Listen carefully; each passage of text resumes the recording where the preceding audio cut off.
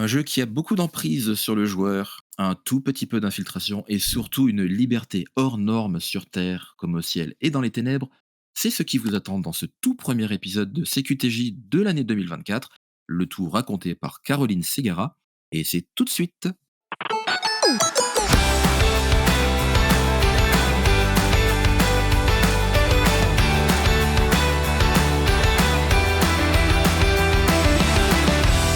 Bien le bonjour à toutes et à tous dans ce tout nouvel épisode de CQTJ, c'est quoi ton jeu?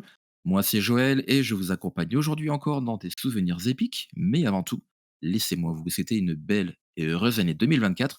Je vous souhaite tout plein de bonnes choses dans vos projets, votre santé et tout ce qu'il faut pour avoir une meilleure année que celle qui vient de s'écouler. J'espère que les fêtes de fin d'année se sont bien déroulées aussi et que vous avez été gâtés à Noël. Et maintenant, place à la longue ligne droite vers l'été. Ça semble loin, mais on va la ponctuer de plusieurs épisodes d'ici juin avec des invités tout aussi géniaux les uns que les autres. Les deux derniers épisodes étaient un peu spéciaux. J'espère que vous aurez apprécié un petit peu ces nouveautés. Et aujourd'hui, on part sur une formule un peu plus classique, mais attention, avec quand même des épisodes de qualité.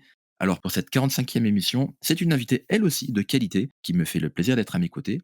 Animatrice, journaliste, streameuse et plein d'autres casquettes qu'elle aura le plaisir de nous raconter. Je te dis bonjour à toi, Caroline Segara. Eh bien, bonjour Joël, merci beaucoup pour l'accueil. Et effectivement, je compte plus les casquettes que j'ai sur la tête, je suis calée pour l'été qui arrive, il y a pas de souci là-dessus. Ouais, donc si l'hiver est froid, c'est bon, ça va.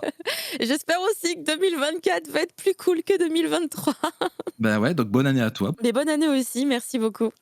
On t'a beaucoup vu aussi à l'époque de No Life et présenter le J-Top et plein d'autres choses. Oui. Peut-être les plus anciens parce que No Life, ça commence à remonter un petit peu maintenant déjà. Oui, bah, la fin de nos lives date de 2018, donc bah, doucement mais sûrement, on va célébrer peut-être un jour les 10 ans de la fin de la Oh là chaîne là, quelle et de la même manière qu'on continue, en tout cas nous, anciens membres de la chaîne, à célébrer l'anniversaire de la création. On continue tous les ans. bah, c'est très bien, enfin, c'était une belle époque. Totalement. Lointaine déjà, mais belle époque. Oui. Tradition oblige, Mmh. je demande toujours à mes invités, ceux qui viennent la première fois du moins, à quand remonte leur premier souvenir lié au jeu. Alors au jeu de manière générale, pas forcément jeux vidéo, ça peut être autre chose. Mon premier souvenir lié au jeu, bah, d'aussi loin que je me souvienne, je crois que c'est quand même beaucoup lié aux jeux vidéo parce que, bah, moi j'avais une maman qui, travaillait beaucoup. Ouais. Elle devait assumer un peu pour les 2 parents, on va dire et en fait, elle se retrouvait avec ses 2 gamins et elle se disait: «Bah, il faut qu'ils arrivent à jouer ensemble» et donc elle cherchait par tous les moyens à nous faire jouer, Ouais. non pas en solo chacun de son côté, mais vraiment à faire des choses à 2 et en fait, elle avait, récupéré un Atari ST, il me semble que c'était ça l'appareil, où on pouvait jouer à 2 puisqu'il y avait 2 manettes enfin ou 2 joysticks, hein, il me semble que c'était plutôt un truc qui se ressemblait à un joystick et mon premier souvenir, Ouais. eh bien, il me semble que ça s'appelait Joe ou un truc comme ça, je sais plus le nom, mais c'est une espèce de forme blanche Ouais. qui avait l'air de pondre des œufs là, il fallait sautiller sur des petites plateformes et en fait, c'était un écran qui ne bougeait pas. C'est une espèce de lieu où en fait, en gros, tu passes à droite, mais tu arrives à gauche et en fait, il y avait, voilà, des petits ennemis à abattre. Ça, c'est vraiment mon tout premier souvenir lié au jeu avec mon frère parce que du coup, le jeu, c'est vraiment associé à mon petit frère. On a toujours joué ensemble. Ouais. Bah, du coup, nous, on est des très gros addicts, de Nintendo parce que, bah, très rapidement, ma mère nous a acheté la première Nintendo, donc la NES Ouais. et on pouvait effectivement, sur pas mal de jeux, jouer à 2 comme Tic et Tac, en Oh l'occurrence là là, mon Dieu. et ah ouais, non, c'est un de mes plus gros souvenirs, hein, Tic et Tac. Oh là là là là, les vibes. Et du coup, bah, pour moi, c'est vraiment, cette période-là, tu vois? Ces 1res consoles, qui sont arrivées et sur lesquelles on pouvait, bah, jouer, en famille, du coup. Pour moi, c'est ça, tu vois? Le jeu et même le jeu vidéo, c'est le partage, c'est l'échange parce que même des années plus tard, Ouais. quand, nous sommes devenus grands avec mon frère, nous avons trouvé moyen de jouer en coopération. Genre, tu sais, c'est moi le cerveau, c'est moi qui lui dis où est-ce qu'il va et c'est lui qui tient la manette sur des jeux où on peut pas jouer à 2. Bah, c'est ça qui est super. C'est génial. Du coup, on pou ça, c'était genre sous la couette pour faire les Silent Hill, tu vois? Surtout moi, parce que c'est moi qui avais Ah, trop peur. bien. Lui, sur la couette, moi dessous, la lumière éteinte, histoire de se mettre dans l'ambiance et je lui disais: «Non, n'y va pas finalement. Non, non, prends pas le souterrain, non, s'il te plaît». Trop bien. Et donc c'est vrai que, d'aussi loin que je me souvienne, le jeu, C'est vraiment quelque chose qui se vit, du coup avec quelqu'un d'autre et je pense que c'est peut-être pour ça qu'aujourd'hui, tu vois, quand je fais du jeu vidéo, je suis très contente de pouvoir le faire sur Twitch, car je Oui. le vis et je le partage aussi avec d'autres personnes qui voient mes différents déboires, mes différents suicides, inopinés, sur toutes sortes de plateformes et de jeux et aujourd'hui, c'est quelque chose que je partage en tant que maman avec mon propre enfant donc Ouais. c'est vraiment ce genre de vibe, tu vois, que j'aime dans le jeu.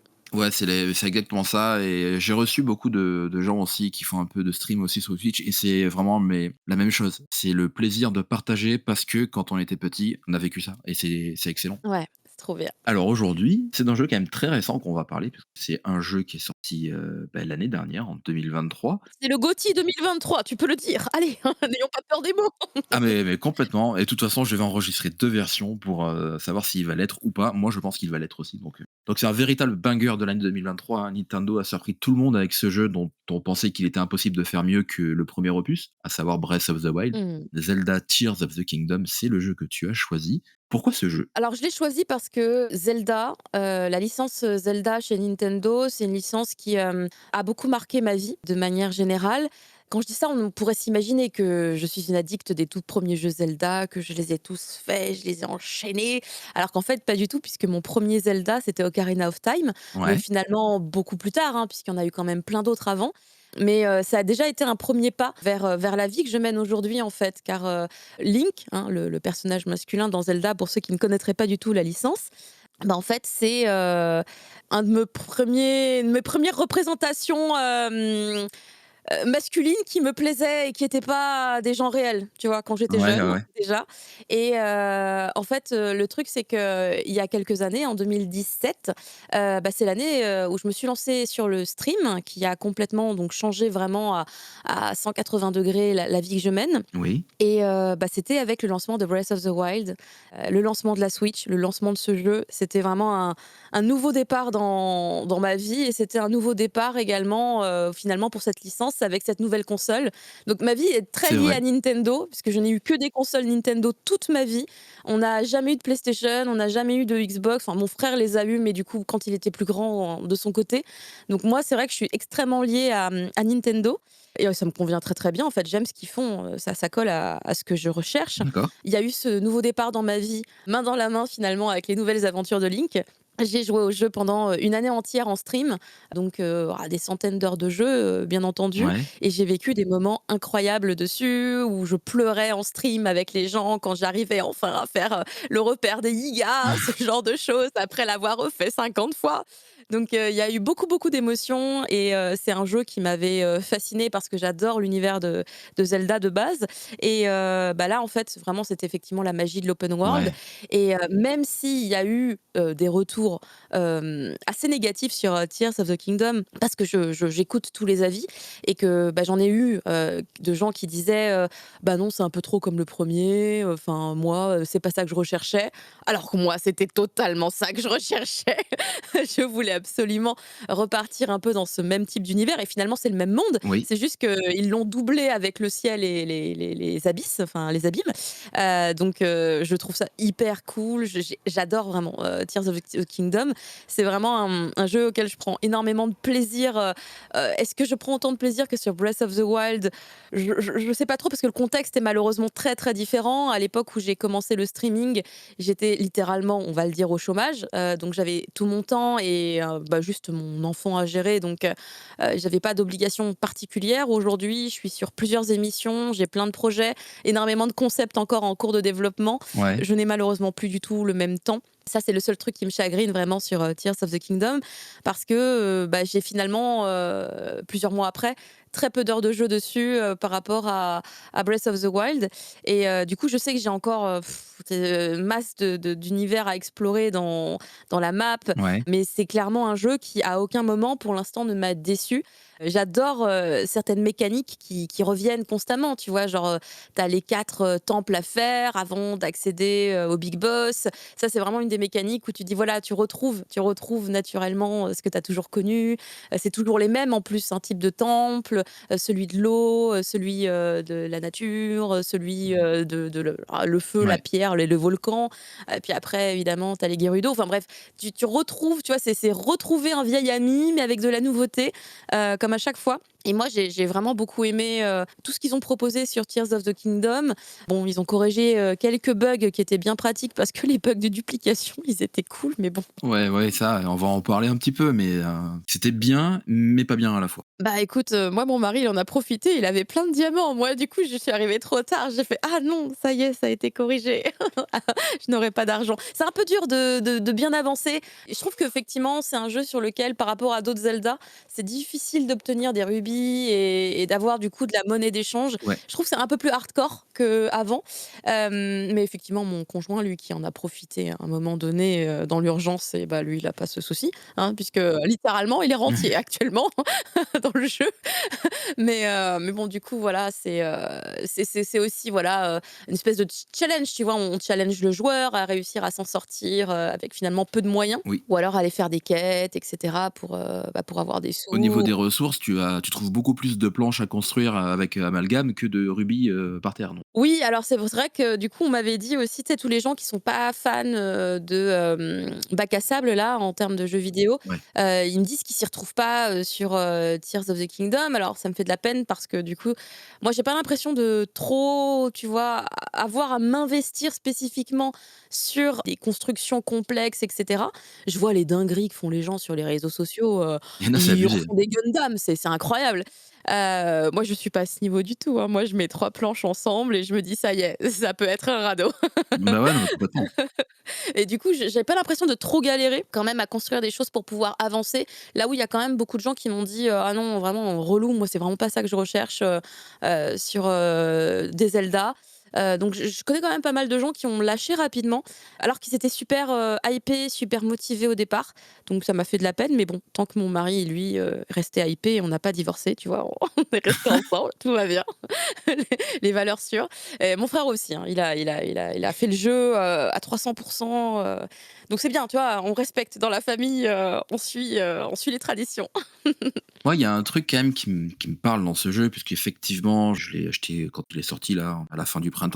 C'est bon, la liberté infinie qui procure. C'était difficile de faire mieux que Breath of the Wild, comme tu l'as dit, et pour moi, il a réussi justement avec cette verticalité, avec, les abysses ténébreuses, le ciel et tout ça. Mmh. Le truc, c'est que comme dans le jeu, tu as pas réellement de ligne à suivre un peu en mode couloir, on te dit: «Bah, le temple, il est là», bah, tu y vas quand tu veux, en fait. Tu peux y aller dès le début comme tu peux aller, dans 300 heures de jeu. Et en fait, je pense qu'il y a beaucoup de gens, quand ils posent le jeu 2-3 semaines, après quand ils reviennent, ils sont perdus. Ils ont oublié. Et je pense que c'est ça qui fait que les gens peut-être ils passent à autre Ah! chose, en fait. Je vois ce que tu veux dire effectivement par rapport à cette, liberté qui peut nous perdre, parce que j'avoue que je la ressens quand j'ai l'occasion de reprendre un peu les manettes parce que j'y joue de manière assez sporadique, finalement.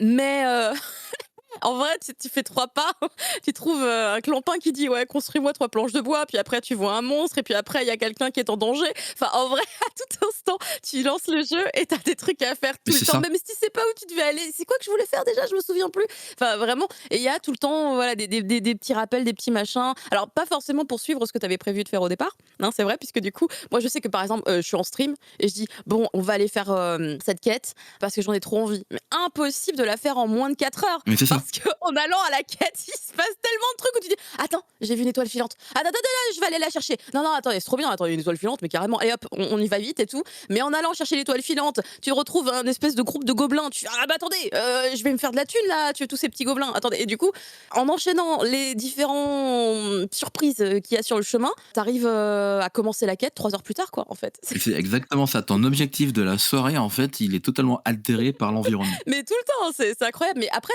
c'est un peu relou, parce que du coup, tu prends plus de temps, quand tu veux faire des trucs et que tu sais ce que tu veux faire. Mais, j'avoue que c'est quelque chose que j'adore et que je pense que ça me ferait quelque chose si ça disparaissait. C'est par exemple, dans les Zelda plus anciens, c'est beaucoup moins le cas. C'est beaucoup plus des «couloirs» entre guillemets, même si je trouve que, Oui. de base, il y avait déjà quand même une certaine liberté. Moi, je me rappelle, d'Ocarina of Time où, bah, finalement, tu pouvais aller déjà faire des petites quêtes annexes. Tu avais, le chemin, tu le voyais tracé, tu vois? Tu voyais où est-ce qu'il fallait aller, au bout d'un moment, mais tu avais quand même la liberté de te dire: «Non, mais j'y vais pas tout de suite. D'abord, je vais aller, choper des petites poules, voilà, et puis après je vais faire Les ça». fameuses poules du village Cocorico, ouais. Voilà, les fameuses poules, le trauma de toute une génération, je pense, ne jamais taper une poule, hein, jamais, jamais. Il y a énormément d'éléments, je trouve, qui font que, ça reste un jeu où, même s'il y a une ligne directrice, parce que dans TOTK, en vrai, il y a cette ligne directrice. Tu as la quête principale qui est indiquée, tu peux y aller si tu veux pas, tu fais autre chose. Mais la quête principale, elle est constamment indiquée avec des missions à accomplir à chaque fois.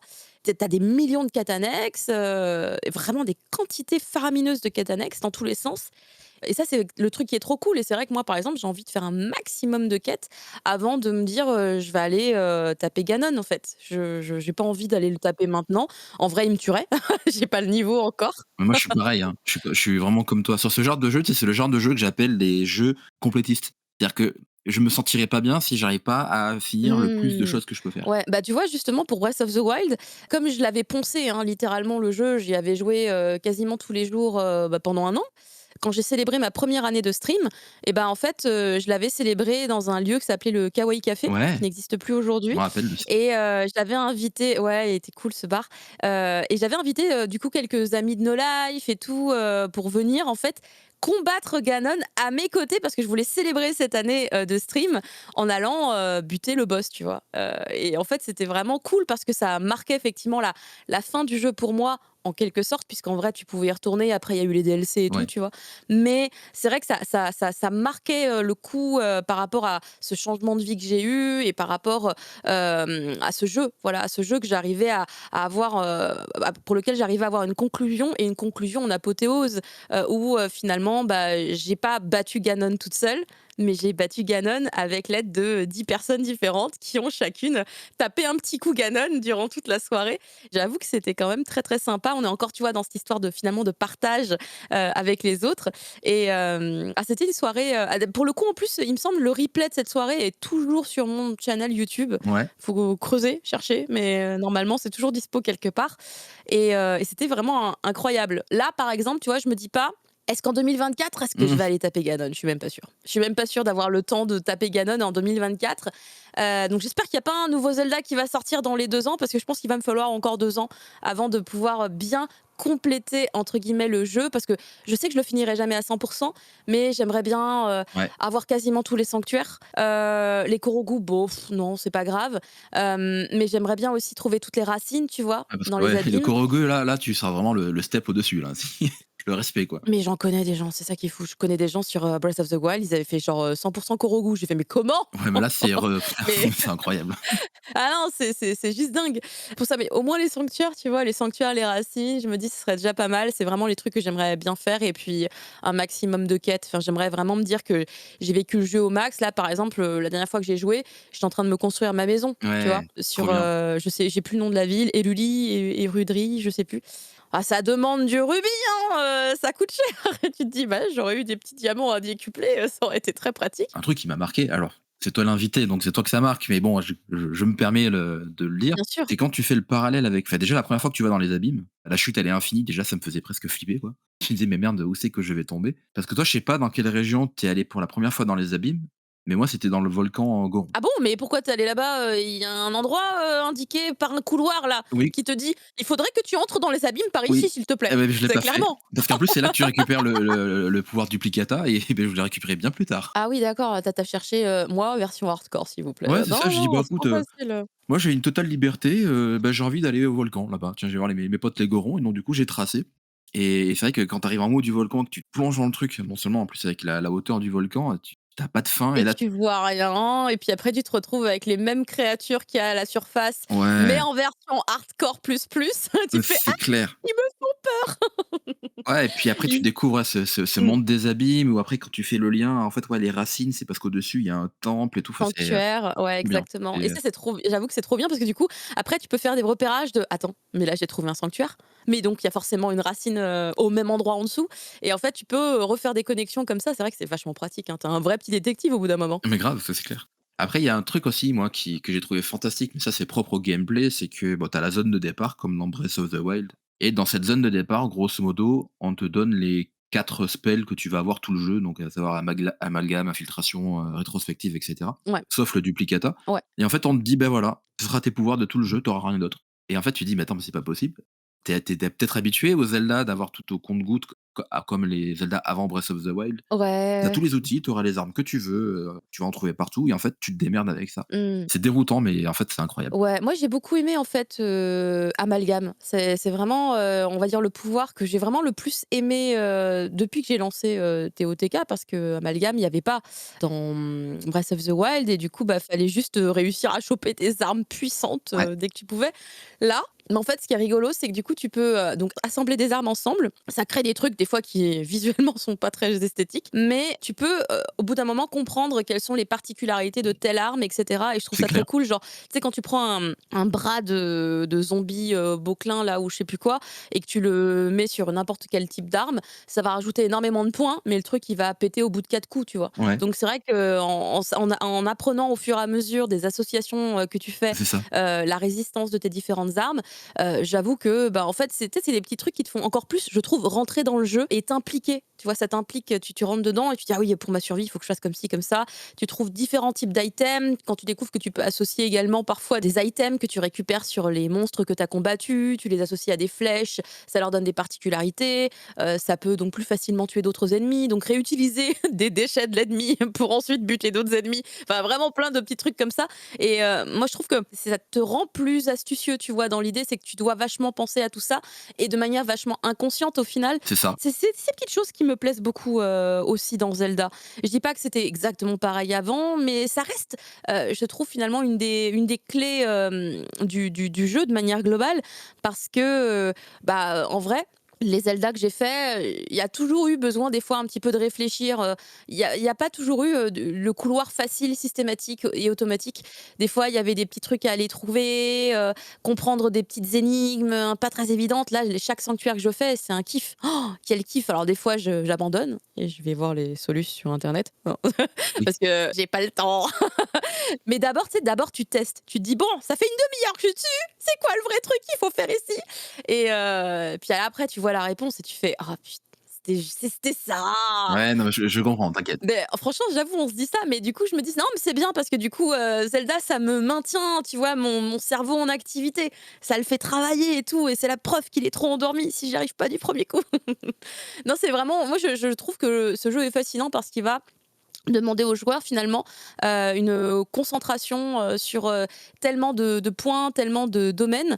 Je trouve que c'est un jeu très complet, en fait. Ça paraît tellement simple de premier abord, mais comme tu dis, quand tu creuses, quand tu t'intéresses à la cuisine, par exemple, tu en vois plus le bout, quoi. Enfin, Ouais, la c'est énorme, quoi. cuisine aussi, là, j'avoue, c'est encore ils ont encore développé le level par rapport à dans Breath of the Wild. Ouais, C'est vraiment trop cool. C'est car on n'est plus juste sur une simple cuisine. Là, tu peux enfin, c'est presque comme de l'amalgame encore une fois et là, il y a les recettes, que tu peux retrouver dans le jeu en plus, en allant dans les, c'est pas les centres équestres, mais les espèces d'endroits avec, j'ai plus le ouais, les mot. relais. Les relais, merci, voilà, donc tu vas dans les relais, des fois il y a des recettes affichées sur le mur, moi je les prenais en photo avec le jeu, tu vois? Avec l'appareil photo de Zelda, enfin Ouais, de Link et j'étais en mode: «Bon d'accord, je regarde, OK, ça ressemble à cet ingrédient-là et cet ingrédient-là». Des fois, je sais pas pourquoi ça marchait pas, mais des fois ça marchait aussi ouais.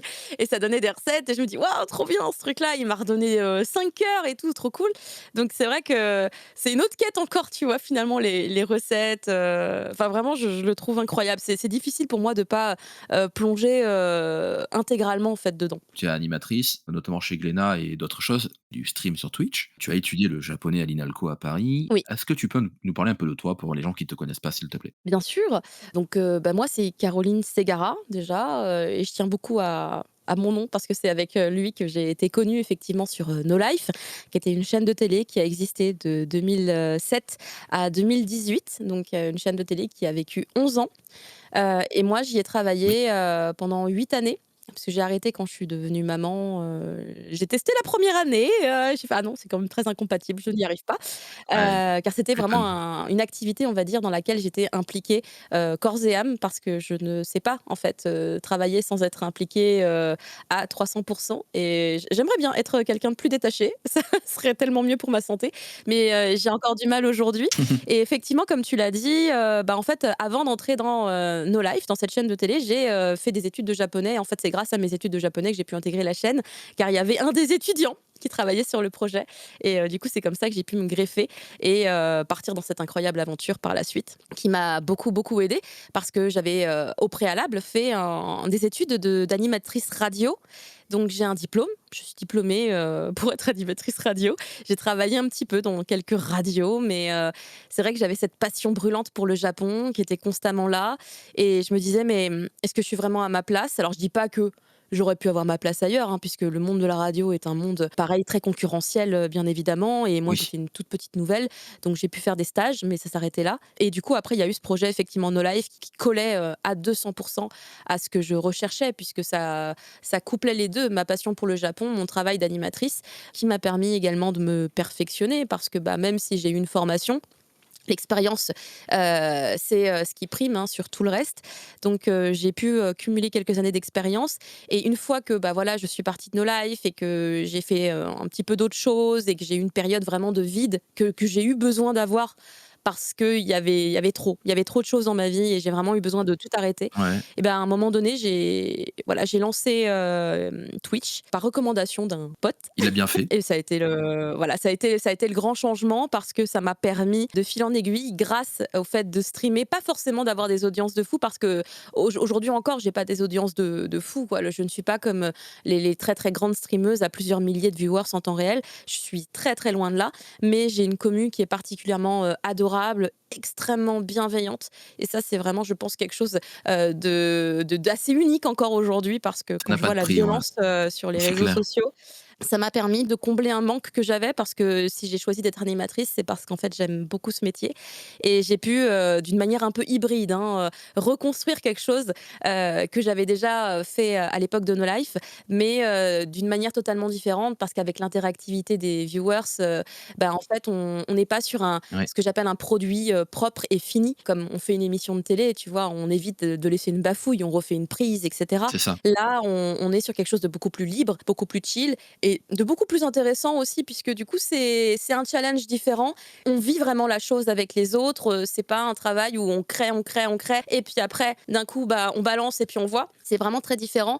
Après, je dis pas que je fais ça, enfin, que je ne fais pas ça, hein, puisque je fais beaucoup de travail en off de toute manière aussi, hein, il y a beaucoup de préparation et en fait, voilà, grâce à ce travail, j'ai, contacté doucement mais sûrement, des maisons d'édition parce que quand j'ai compris qu'on n'était pas obligé de faire que du jeu vidéo, bah, je me suis dit: «Bah, let's go, on va refaire des petits concepts où on présente des choses, j'aime bien faire ça». C'est super. Et bah, j'ai contacté une maison d'édition, puis une deuxième, puis une troisième, en disant: «Voilà, bah, je parle un peu de manga, c'est sur Twitch, oui, je sais, vous connaissez pas, alors c'est comme YouTube, sauf que c'est en direct. Voilà, bah, j'ai une petite commu, voilà, on parle un petit peu manga, tout ça» et en fait, j'ai, finalement, au bout de quelques temps, réussi à avoir, vraiment masse de contacts, dans les maisons Ouais, d'édition c'est bien ça. et bon, mais ouais, franchement, c'était génial. Je me suis fait, aussi des contacts en allant en convention, en rencontrant d'autres créateurs de contenu et cetera et entre autres, c'est grâce à, Louis San, le youtubeur, spécialisé Japon, à qui je fais des très gros bisous parce que c'est une personne exceptionnelle, qui, a poussé, assez fort pour que j'intègre, l'équipe de Mangasure Trop bien. et bah, c'est grâce à lui si je suis à Mangasure. Puis après, il y a plein de portes qui se sont ouvertes. Il y a eu les événements avec Crunchyroll, pour lequel j'ai été animatrice. Après, il y a eu, Glénat effectivement qui s'est développé sur Twitch aussi. Enfin, il y a eu un moment, un basculement avec le Covid où, bah, tout s'est vraiment développé et bah, j'ai eu une bonne période où je pouvais vraiment vivre de mon activité. Là, 2023, c'est beaucoup plus hardcore parce que, Ouais, ouais, ouais, ouais. voilà, l'inflation, il y a une petite chute aussi sur les ventes de mangas par rapport à 2022 parce que 2022, c'était vraiment abusivement extrême. Donc il y a des choses qui font que on va dire les gens revoient un peu leur budget. Donc c'est un peu plus compliqué pour moi sur 2023, mais hey, j'ai bon espoir sur 2024. Ouais, puis tu es le genre de personne qui a quand même beaucoup de projets et tout ça, donc je Oui, après, tous les projets sur lesquels je travaille ne sont pas forcément payés puisque la plupart, ce sont des projets que je crée moi-même du ouais, coup, mais au final, fatalement. c'est ce qui va te donner une certaine visibilité et enfin, j'imagine que tu capitalises aussi là-dessus? Oui, oui, oui, complètement, complètement, je enfin, le si je ne crée pas quelque chose, on me voit plus et si on me voit plus, bah, elle existe encore, tu es sûre? Je suis pas sûre. Ouais, c'est vraiment effectivement, on a un petit peu pas le choix, mais c'est vrai que c'est épuisant. C'est épuisant parce qu'il faut tenir un rythme, et puis bon, bah, tu sais, quand tu es, ou créateur de contenu, je pense que c'est pareil, ou streamer, tu es tout le temps, tu sais, un petit peu en mode: «Ah non, pourquoi les stats aujourd'hui, elles sont moins bonnes que la semaine dernière, tatati tatata». C'est des petits coups Ah de ouais. déprime, tu vois, qui sont, naturels, qui sont classiques et qui, voilà, qui font un peu mal, parce que, bah, on est des humains, tu vois? On est juste des êtres humains et on accuse le coup. Mais, la vraie force après, c'est de pas lâcher, de continuer, d'essayer de comprendre pourquoi. Ah, bah, il y avait un match de foot. Enfin, tu vois, il y a tellement d'explications. En plus, c'est tellement aléatoire que, bah, du coup, ouais, ça peut impacter, un peu moralement. Puis après, si tu chopes un petit virus parce que c'est, tu vois, la période où, il y a des trucs qui traînent partout, Oui, en plus, ça oui. t'impacte encore plus. Après, c'est vraiment pas évident, tu vois, d'être son propre patron non plus parce que, bah, si tu tombes malade, Ouais, bah, oui, mais tu oui, pas ça de après, congé payé tu pas de congé payé, tu vois? Des jours pas travaillés, c'est des jours, où tu sais que tu dis: «Ah bah, peut-être que j'ai perdu de l'argent là». On sait pas, mais peut-être que j'ai perdu des sous. Mais ouais, ouais. il y a tous ces projets-là, principalement sur Twitch, hein, en l'occurrence. Je me permets d'ailleurs d'énoncer la plupart des projets que j'ai créés dessus. Il y a Le Cri du Mochi, qui est une émission qui parle de manga principalement et d'animé aussi, que j'ai formé avec une petite équipe, dont l'une des personnes que j'avais Mmh. rencontrées à l'époque à Mangasur, qui s'appelle Erwan Lafleuriel et qui travaille pour IGN France. Et bah, j'ai créé le Bel Café aussi à la base, plutôt entre copines, parce que j'ai découvert l'univers du boys love et du yaoi, très Et tardivement, mais je suis ouais. tombée dedans, très violemment. Bon après j'avais, aussi, très envie de parler de manga à destination d'un public, vraiment adulte avec des contenus très, très explicites.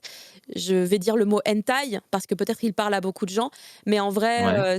j'aimerais développer, l'émission que j'ai créée, il y a longtemps maintenant qui s'appelait, L'amour infini. C'est la version réduite parce que je me souviens plus du nom de l'émission D'accord. complète. Heu, L'amour infini parlait beaucoup de hentai et en fait, je trouvais ça hyper intéressant de pouvoir aborder ce type de création également parce qu'on le catalogue un peu facilement bah, du contenu de merde, hein, je vais vraiment dire ce que les gens, pensent réellement, que c'est, des créations qui servent qu'à une seule chose. Sauf que en fait, au milieu de tout ça, bah, des fois, il y a des trucs super originaux, super bien construits, super bien pensés, et c'est vrai qu'on s'en douterait pas forcément et en vrai, il y a encore maintenant, je trouve, un développement du manga pour adultes qui est en train de prendre un essor intéressant parce que on ne s'intéresse plus forcément que, aux, mangas ou aux créations, qui vont plaire à un public, spécifiquement masculin hétéro. Il y a de plus en plus de types de contenus qui se développent et entre autres, pour les femmes, il y a vraiment, on va dire, un catalogue qui existe, au Japon qui est extrêmement dense mais qui a l'air d'être encore un peu compliqué, en France. On reste très frileux sur la question de la Ouais, sexualité c'est des vrai, femmes. Ça reste quelque chose de: «Non, mais les femmes n'ont pas de sexualité». Bah, quand même, en fait, malheureusement si, désolée. Mais du coup, il y a toutes ces choses-là que j'aimerais, enfin que j'aimais bien en tout cas quand j'avais le temps de faire cette émission, parce que là, ça fait 1 an que j'ai pas eu l'occasion de la refaire, mais elle plaisait, ouais, bah, oui. t'imagines, de fou. Hein, dès que ça parle un petit peu de coquinerie, alors là, par C'est contre, il bizarre, y a hein? du monde. C'est étonnant, mais moi, ce que j'aimais bien, c'est que, en fait, j'aimais bien la manière dont moi j'en parlais. C'est-à-dire que expliquer pourquoi il était bien et du coup, en montrant l'intérêt, de celui-ci par rapport à celui-là. Ou alors, de faire comprendre du coup que, bah, parmi les lecteurs et les lectrices qui peuvent exister pour ce type de contenu, eh D'accord. bien, il y a des préférences, tu vois? De la même manière que quelqu'un qui adorerait lire de la SF, quelqu'un d'autre qui préfère, l'heroic fantasy ou pourquoi pas, les histoires slice of life. Et ben, en fait, dans les contenus pour adultes, il y a aussi des hashtags qui servent à repérer, en fait, les lectures vers lesquelles tu as envie de t'orienter et en fait, tout ça, dans ma tête, c'est tellement important d'expliquer et de prévenir les gens, tu vois? C'est des trucs, Bah, ta démarche, elle est saine. Elle est bien, quoi. beh, c'est ça et c'est pour ça que je suis un peu triste de pas avoir finalement retrouvé du temps pour faire cette émission parce que elle me plaisait beaucoup pour sa différence. Il y a personne d'autre qui fait, ce type de contenu, sur internet. Mais c'est vrai que bon, bah, c'est hyper compliqué, à mettre en place parce que j'ai déjà tellement d'autres, concepts qui eux sont réguliers et qui ont besoin du coup de mon implication que, bah, en fait, au bout d'un moment, voilà, j'espère qu'un jour les clones vont être inventés, quoi. C'est d'utilité publique là, ce serait vraiment bien. Et je remercie ma commu qui me soutient, à chaque fois qu'ils viennent me voir en live, que ce soit par des petits mots, des petits messages de soutien, des petits subs, pourquoi pas, ou même les gens qui me soutiennent également sur mon Tipeee, car j'ai aussi un Tipeee, comme beaucoup de créateurs de contenu. Ah, mais je le mettrai dans les notes de l'émission, Ah bah, c'est très bah, gentil. c'est la moindre des choses en même temps, hein. Les gens qui te connaissent pas, si avec tout ce que tu viens de dire, ils souhaitent te retrouver quelque part, bah, tous tes liens de tes réseaux seront dans les notes de l'émission. Et bah, c'est super, merci beaucoup. Quand même, réseau social prédominant où on peut te retrouver? Alors écoute, pour l'instant, concrètement, c'est Twitter, X, mais bon, on ne sait pas ce qui se passe avec monsieur Musk, alors, j'ai envie de dire, peut-être que le réseau le plus sûr, c'est, je sais pas, Twitch. On peut considérer que c'est un peu un réseau. Sinon Instagram, en fait, ça c'est je suis un peu dans le flou, hein, je t'avouerai, hein, depuis que monsieur Musk, il a repris Twitter. Il y a Blue Sky éventuellement, je sais pas si tu as eu l'occasion de mettre le nez Je dedans? suis dessus aussi, mais c'est vrai que du coup, j'ai une commu qui est encore en plein développement dessus. J'ai pas encore atteint le millier de followers, alors que sur Twitter, tu vois, j'en ai 18 000. La transition est dure, hein. Voilà, ça fait une petite différence parce que de toute manière, par rapport à tous les gens qui sont sur Twitter, ils sont pas tous sur Blue Sky non plus. J'avoue que c'est les 3 réseaux sur lesquels je poste, continuellement, c'est Blue Sky, Twitter et Instagram. Et après Twitch, bah, c'est la plateforme sur laquelle on me Ouais. retrouve, mais c'est comme un réseau social, aussi un petit peu puisqu'ils ont initié les stories il y a quelques mois. À voir si ça va porter ses fruits, mais c'est déjà un point intéressant.